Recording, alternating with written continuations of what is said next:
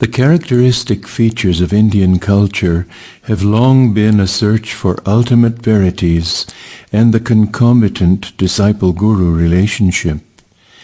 My own path led me to a Christ-like sage whose beautiful life was chiseled for the ages.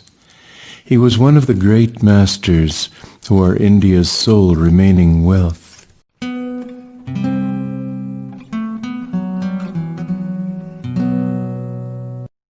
It was in Bareilly on a midnight. As I slept beside Father on the piazza of our bungalow, I was awakened by a peculiar flutter of the mosquito netting over the bed. The flimsy curtains parted, and I saw the beloved form of my mother. "Awaken your father." Her voice was only a whisper. "Take the first available train at 4 o'clock this morning. Rush to Calcutta if you would see me." The wraith-like figure vanished.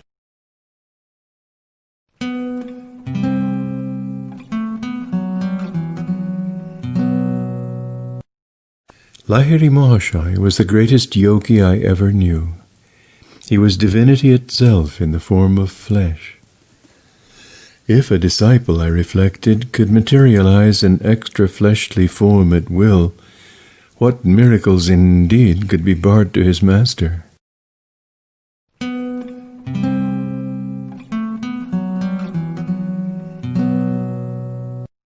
At the station we bought tickets to Burdwan, where we planned to transfer for Hardwar in the Himalayan foothills. As soon as the train, like ourselves, was in flight, I gave utterance to a few of my glorious anticipations. "Just imagine," I ejaculated, "we shall be initiated by the masters and experience the trance of cosmic consciousness. Our flesh will be charged with such magnetism that wild animals of the Himalayas will come tamely near us. Tigers will be no more than meek house cats awaiting our caresses."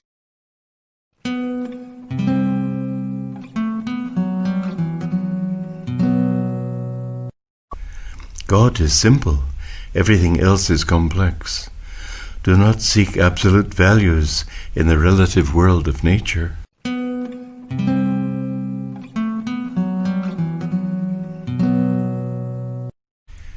My longing was sincere, for one day the saint arrived unheralded. "Enough of tiger taming," he spoke with calm assurance. "Come with me. I will teach you to subdue the beasts of ignorance roaming in jungles of the human mind. You are used to an audience. Let it be a galaxy of angels, entertained by your thrilling mastery of yoga."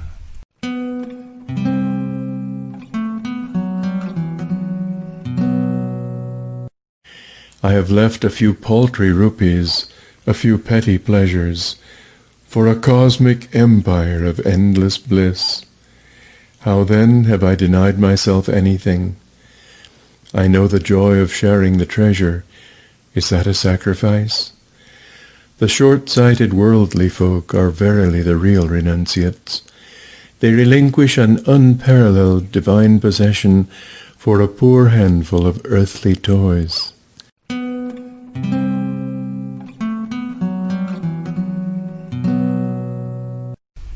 Although science is neither of the East nor of the West, but rather international in its universality, yet India is specially fitted to make great contributions. The burning Indian imagination, which can extort new order out of a mass of apparently contradictory facts, is held in check by the habit of concentration. This restraint confers the power to hold the mind to the pursuit of truth with an infinite patience.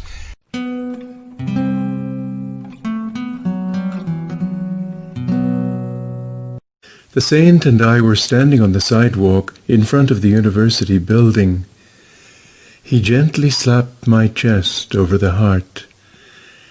A transforming silence ensued.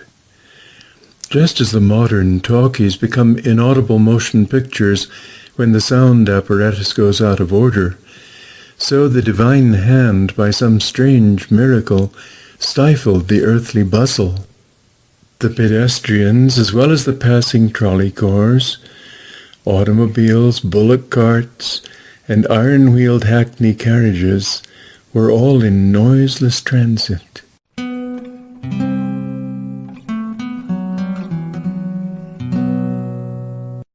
Ordinary love is selfish, darkly rooted in desires and satisfactions.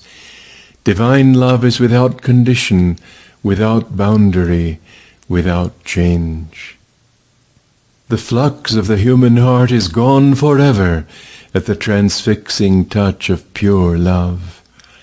He added humbly, "If ever you find me falling from a state of God-realization, please promise to put my head on your lap and help to bring me back to the cosmic beloved we both worship."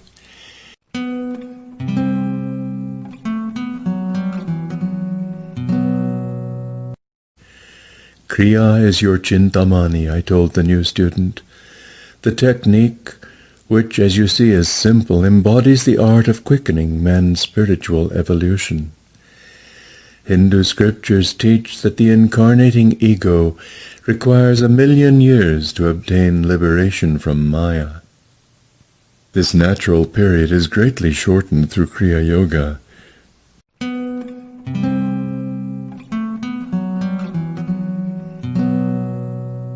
Daily life at the ashram flowed smoothly, infrequently varied. My guru awoke before dawn. Lying down or sometimes sitting on the bed, he entered a state of samadhi. It was simplicity itself to discover when Master had awakened, abrupt halt of stupendous snores, a sigh or two, perhaps a bodily movement, then a soundless state of breathlessness. He was in deep yogic joy.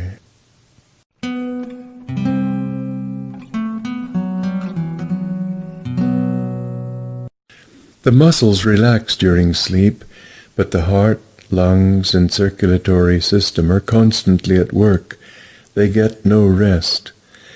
In superconsciousness, the internal organs remain in a state of suspended animation, electrified by the cosmic energy. By such means I have found it unnecessary to sleep for years.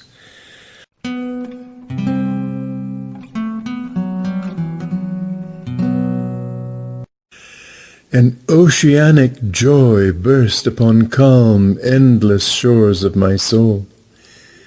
The Spirit of God, I realized, is exhaustless bliss. His body is countless tissues of light. A swelling glory within me began to envelop towns, continents, the earth, solar and stellar systems, tenuous nebulae, and floating universes. The entire cosmos, gently luminous, like a city seen afar at night, glimmered within the infinitude of my being.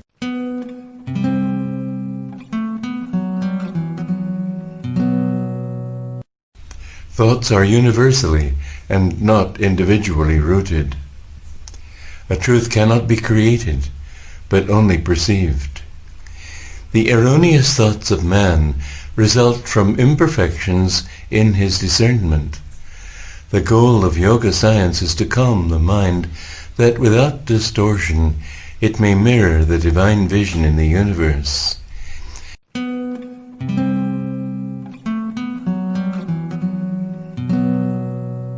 God is harmony. The devotee who attunes himself will never perform any action amiss. His activities will be correctly and naturally timed to accord with astrological law. After deep prayer and meditation, he is in touch with his divine consciousness. There is no greater power than that inward protection.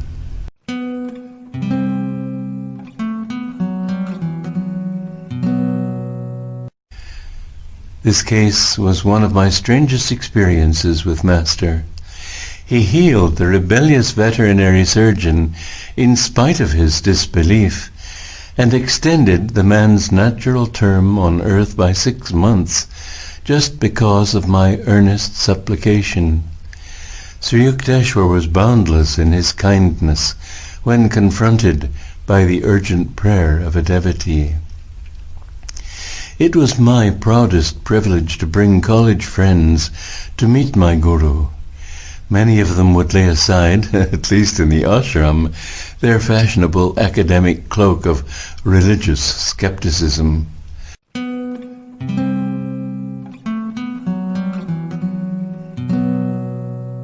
The fakir was not highly developed spiritually, Sri Yukteswar explained. His mastery of a certain yoga technique gave him access to an astral plane where any desire is immediately materialized. Through the agency of an astral being, Hazrat, the Mohammedan could summon the atoms of any object from etheric energy by an act of powerful will. But such astrally produced objects are structurally evanescent. They cannot be long retained. Afzal still yearned for worldly wealth, which, though more hardly earned, has a more dependable durability.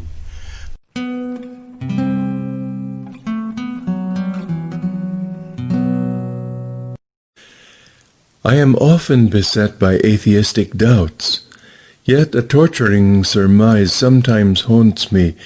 May not untapped soul possibilities exist? Is man not missing his real destiny if he fails to explore them? These remarks of Dijen Babu, my roommate at the Panthi boarding house, were called forth by my invitation that he meet my Guru. Sri Yukteswar will initiate you into Kriya Yoga, I replied. It calms the dualistic turmoil by a divine inner certainty.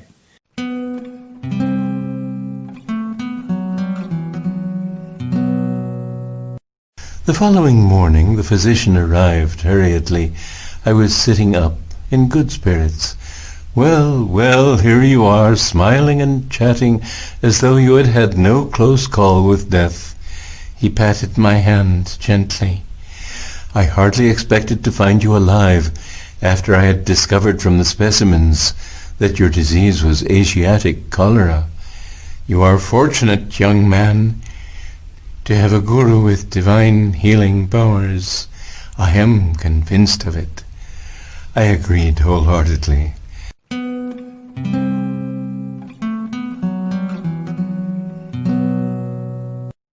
We made a pilgrimage to the ancient Srinagar temple of Swami Shankara. As I gazed upon the mountain peak hermitage, standing bold against the sky, I fell into an ecstatic trance. A vision appeared of a hilltop mansion in a distant land.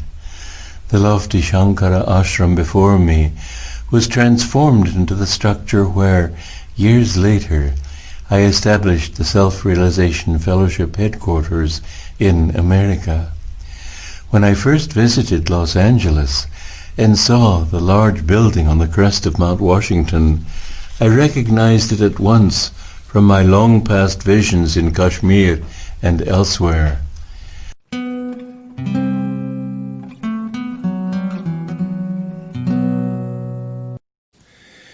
Though I was breathless, and my body in a strangely quiet state, yet I was able to move my hands and feet freely. For several minutes I experimented in closing and opening my eyes. In either state I saw distinctly the whole Dakshineshwar panorama. Spiritual sight, X-ray-like, penetrates into all matter. The divine eye is center everywhere, circumference nowhere.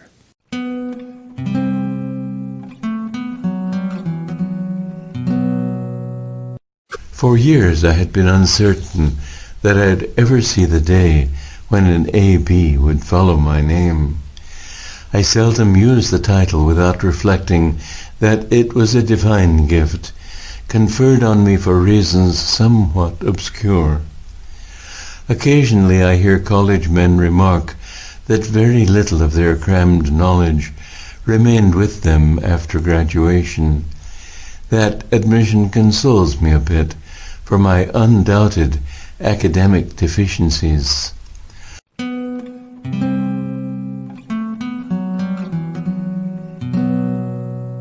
It was a sunny Thursday.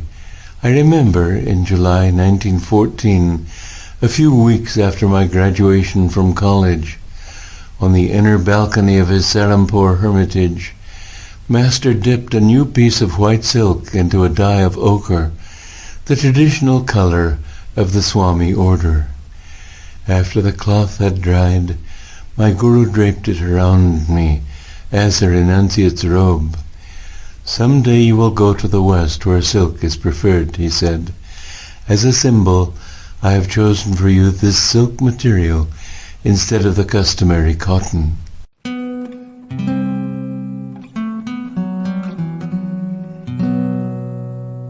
There is a deeper astrology, not dependent on the testimony of calendars and clocks.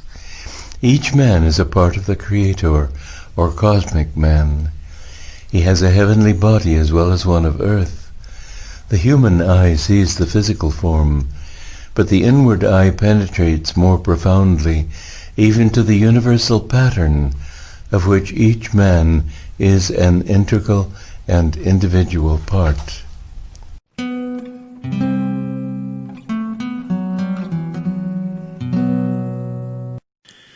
Kriya Yoga is a simple, psychophysiological method by which the human blood is decarbonized and recharged with oxygen.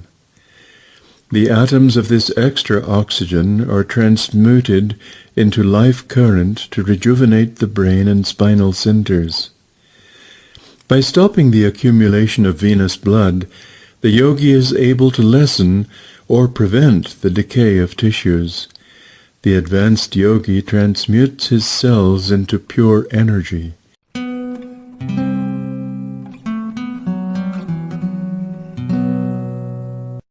Realizing that man's body is like an electric battery, I reasoned that it could be recharged with energy through the direct agency of the human will.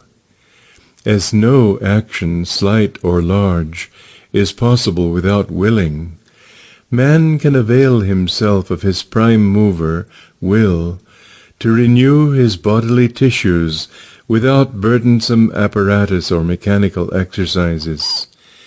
I therefore taught the Ranchi students my simple Yogoda techniques by which the life force, centered in man's medulla oblongata, can be consciously and instantly recharged with the unlimited supply of cosmic energy.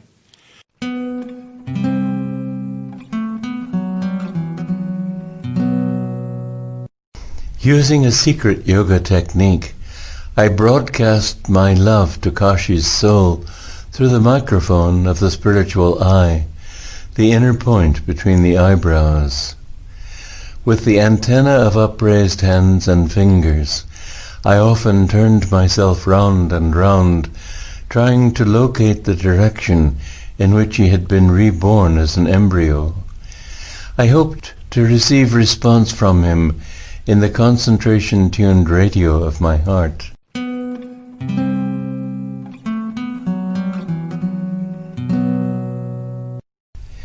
Where the mind is without fear and the head is held high, where knowledge is free, where the world has not been broken up into fragments by narrow domestic walls, where words come out from the depth of truth, where tireless striving stretches its arms toward perfection, where the clear stream of reason has not lost its way into the dreary desert sand of dead habit.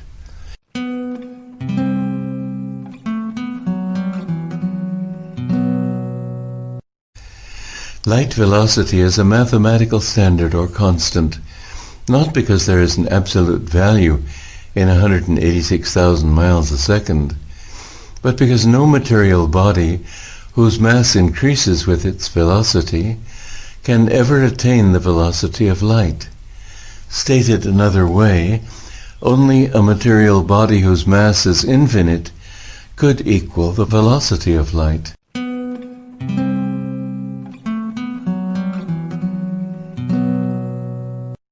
It was years before I came to realize the divine stature of my husband, she began. One night, in this very room, I had a vivid dream. Glorious angels floated in unimaginable grace above me. So realistic was the sight that I awoke at once. The room was strangely enveloped in dazzling light.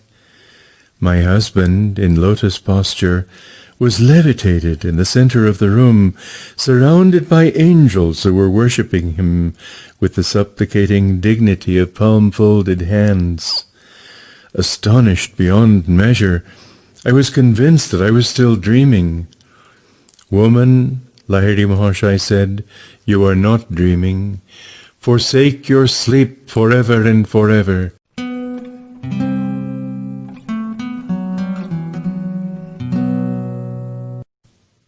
Sri Yukteswar dismissed the little group and motioned me to a blanket seat at his feet. "Yogananda," he said with unusual gravity, "you have been surrounded from birth by direct disciples of Lahiri Mahashai. The great master lived his sublime life in partial seclusion and steadfastly refused to permit his followers to build any organization around his teachings. He made, nevertheless, a significant prediction.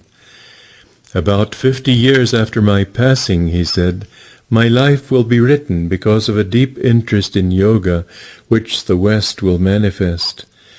The yogic message will encircle the globe and aid in establishing that brotherhood of man which results from direct perception of the One Father. My son, Yogananda, Sri Yukteswar went on, you must do your part in spreading that message and in writing that sacred life.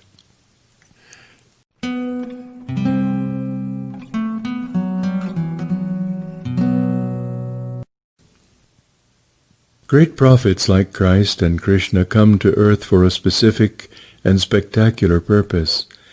They depart as soon as it is accomplished.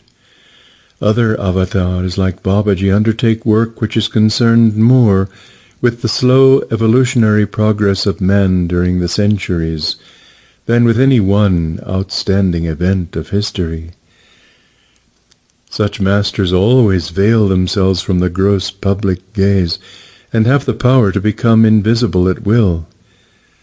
For these reasons, and because they generally instruct their disciples to maintain silence about them, a number of towering spiritual figures remain world unknown.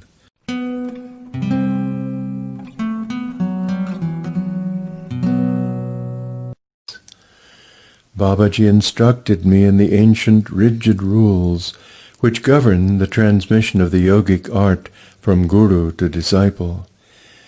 Bestow the Kriya key only on qualified chelas, Babaji said. He who vows to sacrifice all in the quest of the divine is fit to unravel the final mysteries of life through the science of meditation. Angelic Guru, as you have already favored mankind by resurrecting the lost Kriya art, will you not increase that benefit by relaxing the strict requirements for discipleship? I gazed beseechingly at Babaji. I pray that you permit me to communicate Kriya to all seekers, even though at first they cannot vow themselves to complete inner renunciation. The tortured men and women of the world, pursued by the threefold suffering, physical, mental, and spiritual, need special encouragement. They may never attempt the road to freedom if Kriya initiation be withheld from them. Be it so. The divine wish has been expressed through you. With these simple words, the merciful Guru banished the rigorous safeguards that for ages had hidden Kriya from the world. Give Kriya freely to all who humbly ask for help. After a silence, Babaji added, "Repeat to each of your disciples this majestic promise from the Bhagavad Gita. Sval pamasya dharmasya trayata mahatto bhoyat. Even a little bit of the practice of this religion will save you from dire fears and colossal sufferings."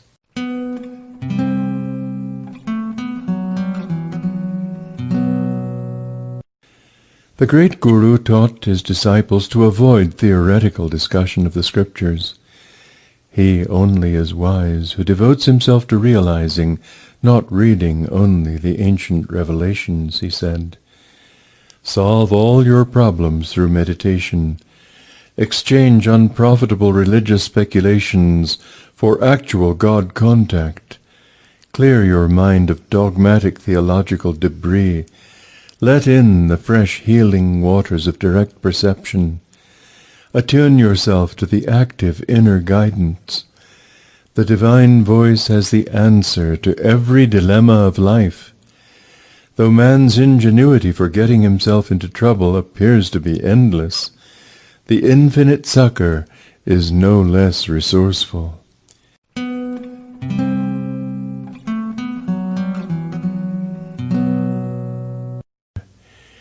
East and West must establish a golden middle path of activity and spirituality combined, he continued. India has much to learn from the West in material development.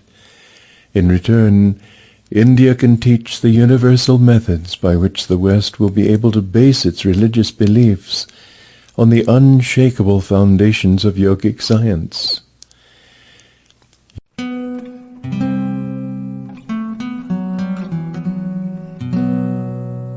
From the depths of slumber, as I ascend the spiral stairway of wakefulness, I whisper, God, God, God. Thou art the food, and when I break my fast of nightly separation from Thee, I taste Thee and mentally say, God, God, God. No matter where I go, the spotlight of my mind ever keeps turning on Thee, and in the battle din of activity, my silent war cry is ever, God, God, God.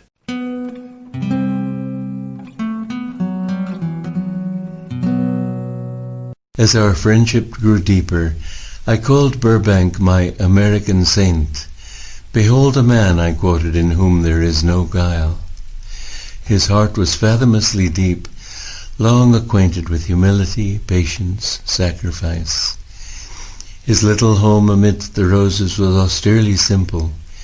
He knew the worthlessness of luxury, the joy of few possessions. The modesty with which he wore his scientific fame repeatedly reminded me of the trees that bend low with the burden of ripening fruits.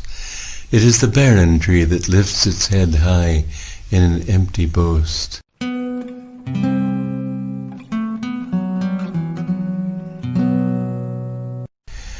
Don't you eat anything? I wanted to hear the answer from her own lips.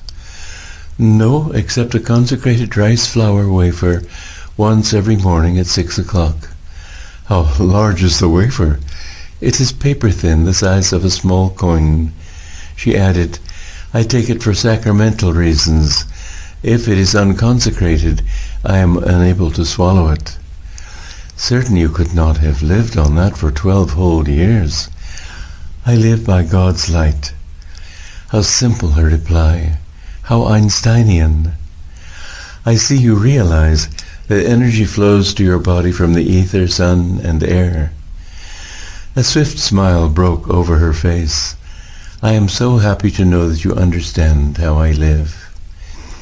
Your sacred life is a daily demonstration of the truth uttered by Christ. Man shall not live by bread alone, but by every word that proceedeth out of the mouth of God.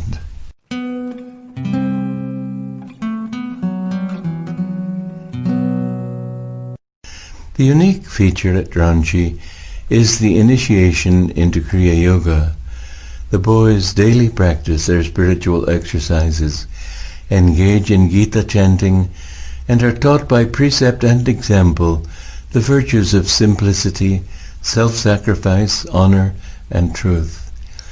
Evil is pointed out to them as being that which produces misery, good as those actions which result in true happiness. Evil may be compared to poisoned honey, tempting but laden with death. Overcoming restlessness of body and mind by concentration techniques has achieved astonishing results.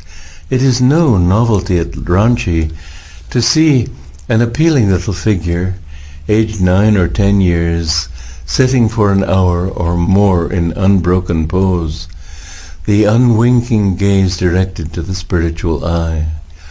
Often the picture of these Ranchi students has returned to my mind, as I observed collegians over the world who are hardly able to sit through one class period.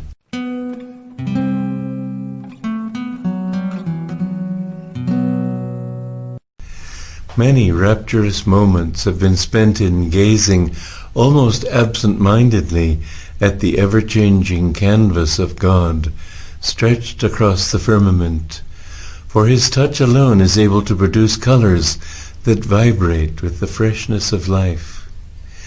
That youth of colors is lost when man tries to imitate with mere pigments, for the Lord resorts to a more simple and effective medium, oils that are neither oils nor pigments, but mere rays of light.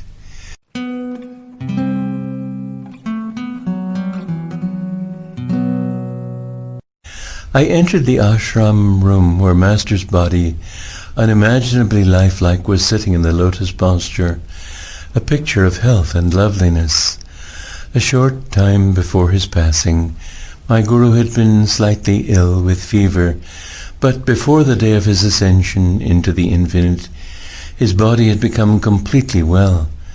No matter how often I looked at his dear form, I could not realize that its life had departed. His skin was smooth and soft.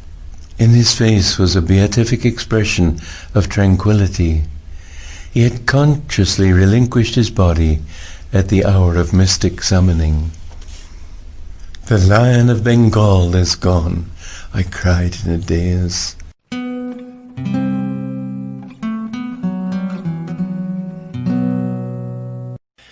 Sitting on my bed in the Bombay Hotel at 3 o'clock in the afternoon of June 19th, 1936, 1 week after the vision of Krishna, I was roused from my meditation by a beatific light.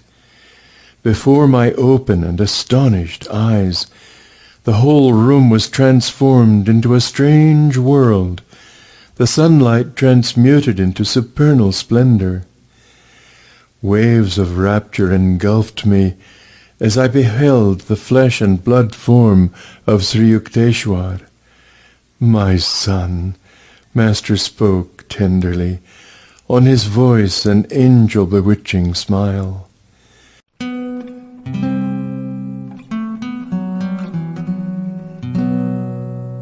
I first taught the little class the physical Yogoda exercises. The body is visualized as divided into 20 parts. The will directs energy in turn to each section. Soon everyone was vibrating before me like a human motor. It was easy to observe the rippling effect on Gandhi's 20 body parts, at all times completely exposed to view. Though very thin, he is not unpleasingly so. The skin of his body is smooth and unwrinkled. Later I initiated the group into the liberating technique of Kriya Yoga.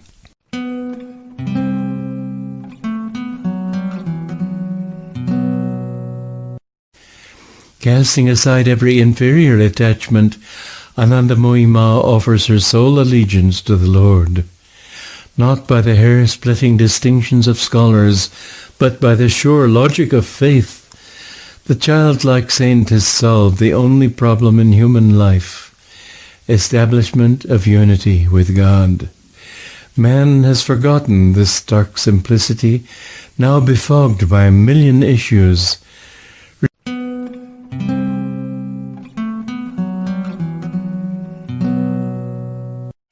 Mother, I said slowly, what is the use of your having been singled out to live without eating?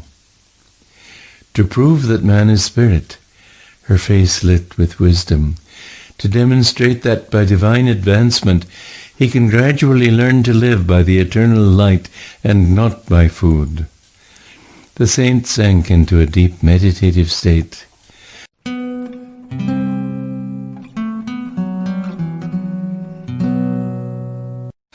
One by one, I distributed the gaily wrapped packages from the immense pile under the tree. Sisikanamata, I handed a long box to the saintly American lady of sweet visage and deep realization, who during my absence had been in charge of Mount Washington. From the paper tissues she lifted a sari of golden Benares silk. Thank you, sir. It brings the pageant of India before my eyes. Mr. Dickinson, the next parcel contained a gift which I had bought in a Calcutta bazaar. Mr. Dickinson will like this, I had thought at the time. A dearly beloved disciple, Mr. Dickinson had been present at every Christmas festivity since the 1925 founding of Mount Washington. At this 11th annual celebration, he was standing before me, untying the ribbons of his square little package. The silver cup! Struggling with emotion, he stared at the present, a tall drinking cup. He seated himself some distance away, apparently in a daze. I smiled at him affectionately before resuming my role as Santa Claus.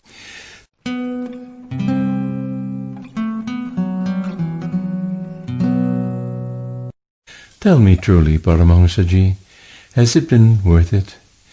He gazed at me with an earnest sincerity. I understood his laconic question. Have you been happy in America? What about the disillusionments, the heartaches, the center leaders who could not lead, the students who could not be taught? Blessed is the man whom the Lord doth test, Doctor. He has remembered now and then to put a burden on me. I thought then of all the faithful ones, of the love and devotion and understanding that lay in the heart of America. With slow emphasis I went on, but my answer is yes, 1,000 times yes. It has been worthwhile. It has been a constant inspiration. More than ever I dreamed to see West and East brought closer in the only lasting bond, the spiritual. Silently I added a prayer. May Babaji and Sri Yukteswar feel that I have done my part, not disappointing the high hope in which they sent me forth.